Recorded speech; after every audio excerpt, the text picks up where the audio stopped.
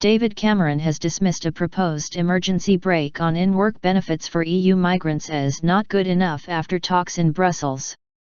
The plan had been proposed by EU officials to break the deadlock in Mr. Cameron's EU renegotiations. He said progress had been made, but there was still a long way to go. The PM is aiming to get a deal with other EU nations on benefits and 3 other demands at a summit next month before holding an in/out referendum. Mr. Cameron wants to prevent migrants from other EU nations from claiming tax credits, income supplements paid to those in low-paid work, for 4 years, which he says will help reduce high levels of immigration to the UK. Oliver Twist. But the ideas is facing resistance from Central European nations, who view it as discriminatory towards their citizens.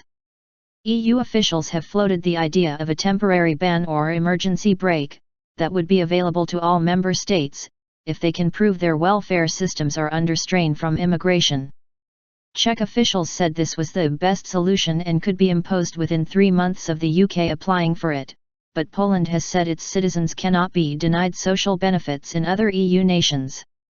Speaking after talks with European Commission President Jean-Claude Juncker, Mr. Cameron said the emergency brake plan needs more work.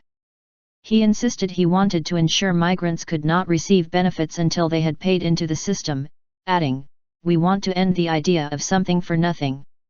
But UKIP leader Nigel Farage told the BBC, the Prime Minister's position is pretty pathetic and somewhat anemic.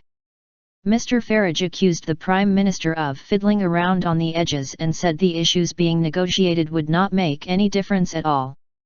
He compared Mr. Cameron to Dickens' character Oliver Twist, saying, "For him now to go to the next European summit and to ask for more, it's a little bit like the boy in Oliver going up and saying, 'Please sir, can we have some more concessions?'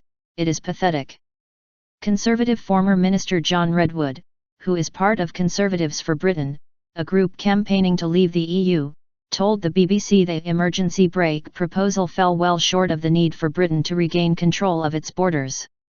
"It says we have to beg, in extreme circumstances, for the permission of the rest of the EU to not make payments we don't want to make.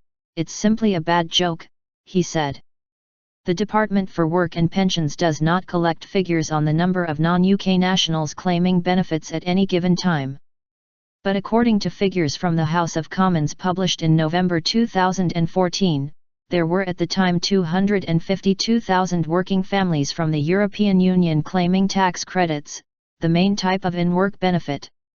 Working tax credits are payments designed to top up the income of those in low-paid jobs and who work a minimum number of hours.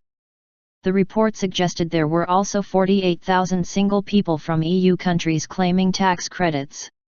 Mr. Cameron says he has already taken action to restrict access to out-of-work benefits for EU nationals and was confident of agreement on stopping them claiming child benefit for dependents living abroad.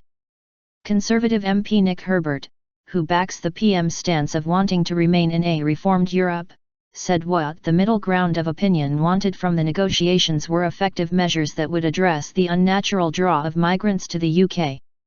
"If there is a lever that can be pulled soon enough and will operate for long enough and would be a tough and practical measure, that would address our concerns," he told BBC Radio 4's Today programme. Downing Street sources urged caution over reports of any breakthrough, saying Friday's talks would look at the totality of the renegotiations, not just migration and welfare. Mr. Cameron is also due to have a working dinner with European Council President Donald Tusk in Downing Street over the weekend, and will hold talks with German Chancellor Angela Merkel before an EU summit on February 18.